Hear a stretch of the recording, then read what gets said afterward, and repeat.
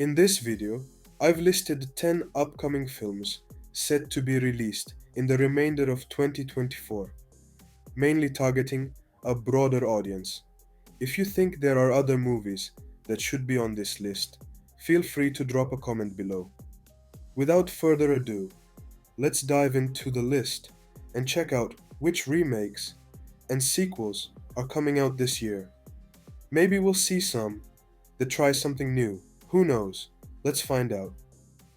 I'm nobody. I haven't done anything with my life like you have. Following the box office success of the first film, Warner Brothers has invested more than three times the original budget into this sequel. A good portion of the budget seems to have been allocated to the cast, as they have successfully included Lady Gaga to play Harley Quinn in what will be a musical film. First Joker movie was intended to be a standalone adventure outside the main DC cinematic universe. But with the first film grossing over $1 billion, a sequel became inevitable. Although little is known about the plot of the film, we do know it will be a musical set in Arkham Asylum. The rest is up to the discretion of the director and the script, with the trailer showing numerous references to the first film. Even though I was not a fan of the first film, the inclusion of Lady Gaga in the cast indicates expectations of surpassing the original's box office success. Director Todd Phillips mentioned in an interview that the film is not a full musical, but that music plays a significant role in it. As you can see, it is still unclear what kind of film this will be from the trailer and the director's statements. Perhaps even they are not quite sure yet. It seems this mystery will continue until the film's release.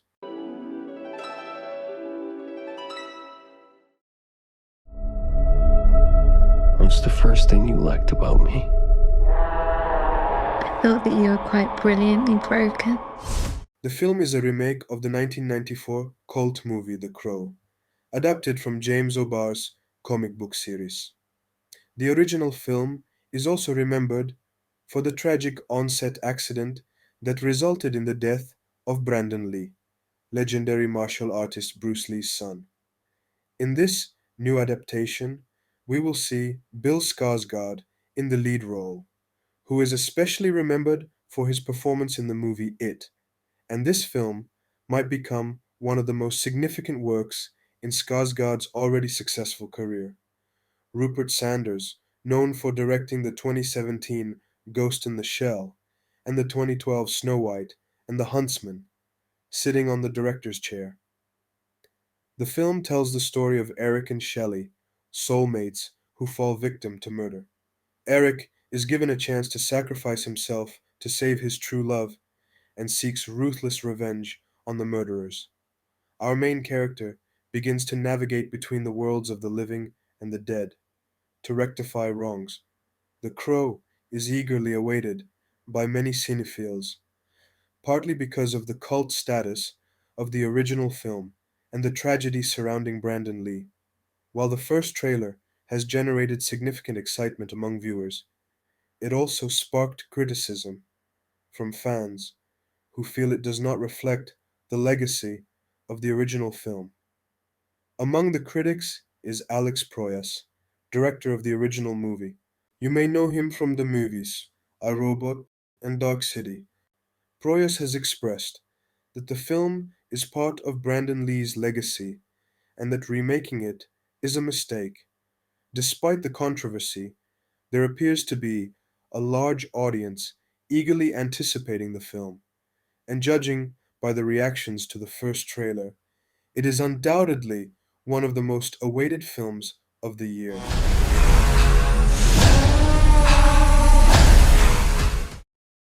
You are literally the last person on earth I want to see slap the shit out of you. I really could. And I'm open to that in a safer environment.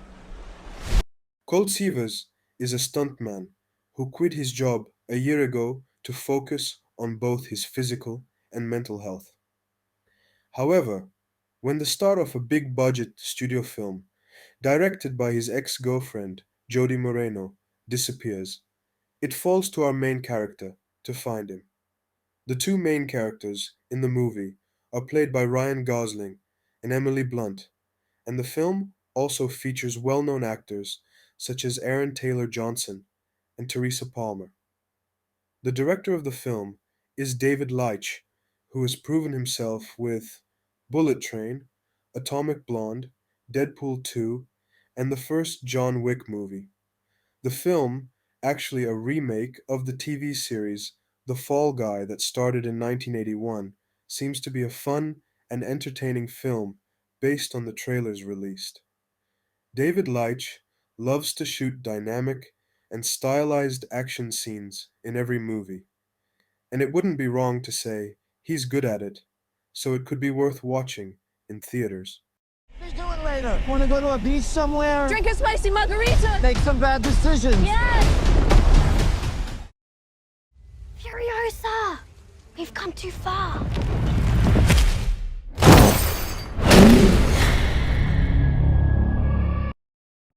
Master director George Miller has returned to captivate audiences once more, despite being nearly 80 years old. It seems creating the best action movie in the world was not enough for him. From what I can tell, based on the trailer, the only downside seems to be the more frequent use of digital effects compared to the previous film.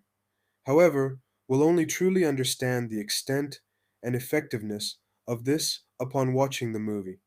Given how good the previous film was, Miller has set a high bar for himself, since our expectations are naturally quite high. Yet, considering George Miller has had the idea for this prequel in mind for over a decade, we might be in for an exceptional film. The film will delve into the past of Furiosa, one of the main characters from 2015's Mad Max Fury Road, revealing how she was kidnapped from her homeland and what followed.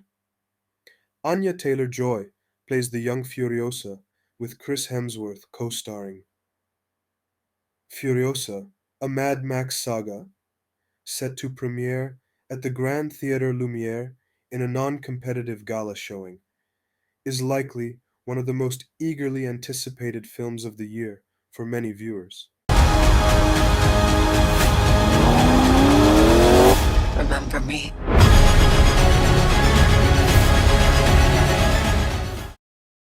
Incredible today. To have a fashion line, a foundation, it's gonna turn a whole family into millionaires. The film tells the story of Tashi, a once successful tennis player, as she attempts to transform her not so skilled husband, Art, into a world renowned Grand Slam champion. However, in the process, Art must confront Patrick, his wife's former lover. The director of the film is Luca Guadagnino, known for Suspiria and Call Me By Your Name. The main character, Tashi, is played by Zendaya, whose star has significantly risen after Dune Part 2. This fact, along with a much discussed kissing scene featured in the trailer, seems to place challengers on many cinephiles' radar. Director Guadagnino is an exceptional filmmaker, and his involvement piques my interest in this sports drama, a genre that would not usually attract my attention. I know.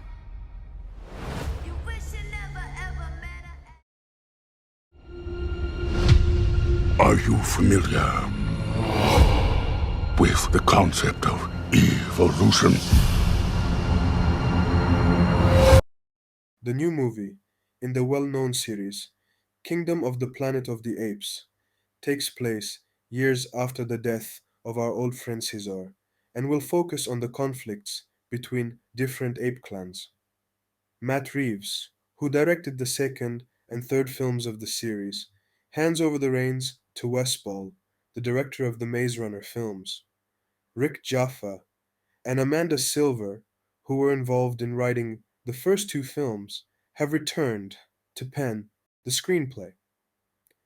In the film, We'll see a post apocalyptic order dominated by apes, with humans retreating into the shadows. Cornelius, the son of the ape Caesar, seems to be trying to continue his father's legacy in this film.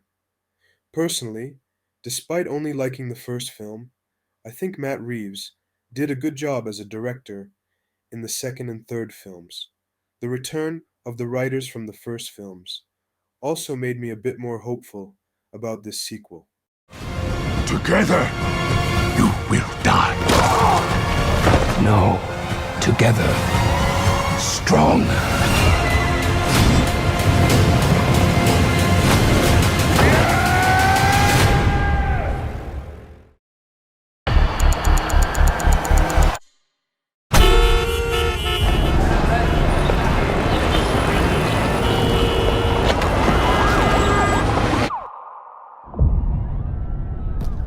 The third film in the series, a spin off of 2018's A Quiet Place, will take us back to the very first day the sound sensitive creatures arrived on Earth.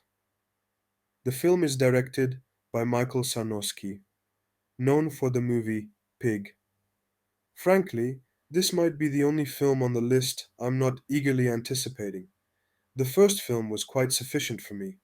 In my opinion, the series is extending beyond what's necessary and seems set to continue expanding.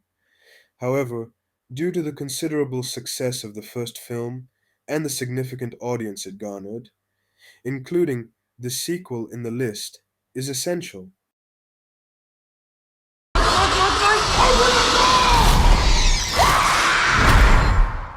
Run.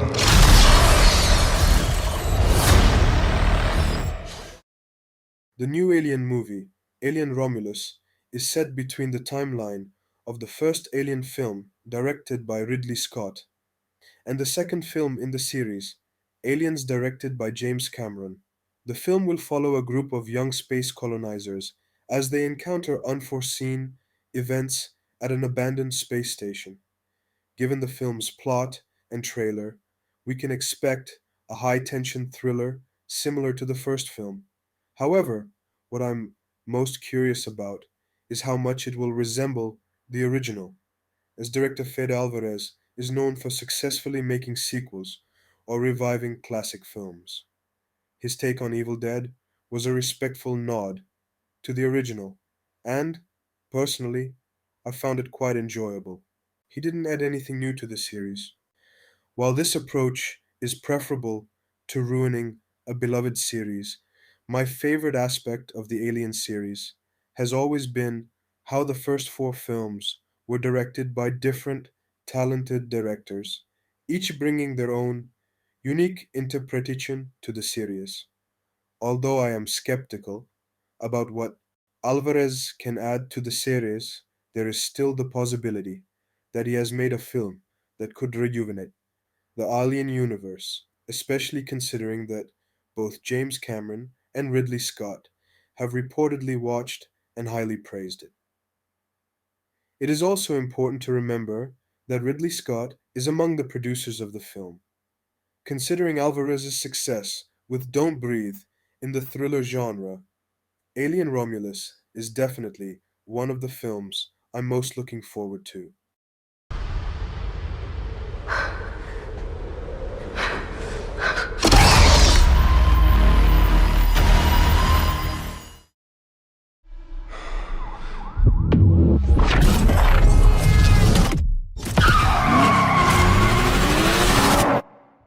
Sony's new film, within its Spider-Man-less Spider-Man universe, Kraven the Hunter, will exist in the same universe as the Venom and Morbius.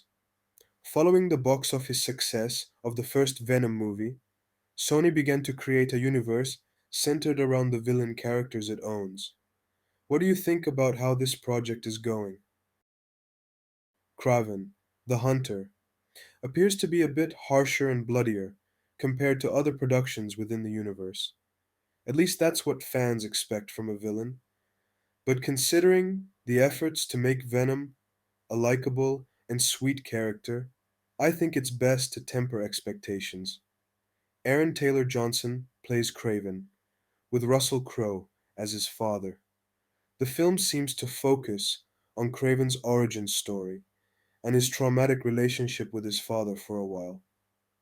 In the comics, Craven is a character whose life goal is to become the world's greatest hunter, and he sees hunting Spider-Man as the way to prove this. However, since there's no Spider-Man to hunt in the movie, I'm curious to see how they'll resolve this fixation in the screenplay. What I'm even more curious about is whether they've managed to make a truly villainous movie rather than just writing about a morally grey character.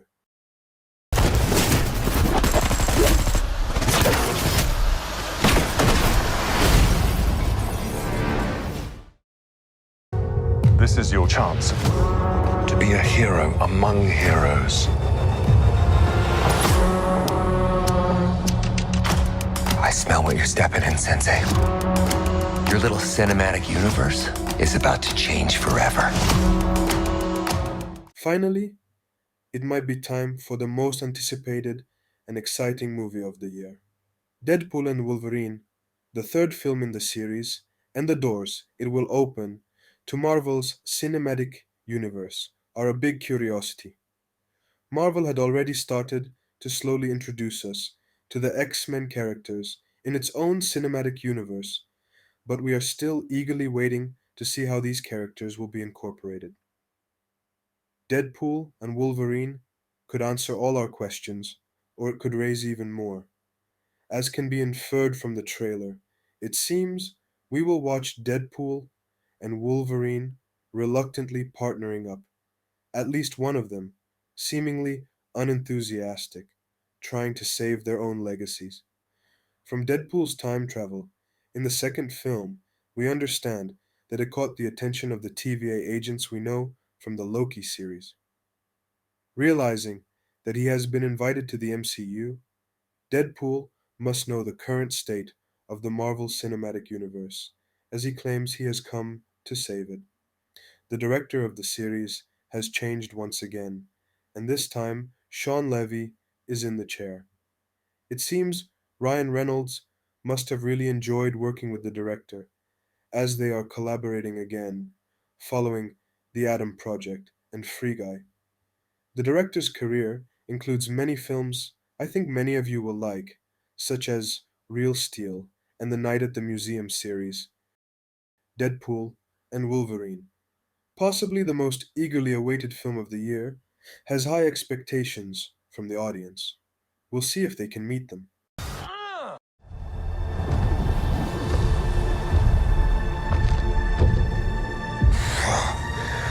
Don't just stand there, you ape. Give me a hand up. Nope, I'm actually okay. Thank you very much.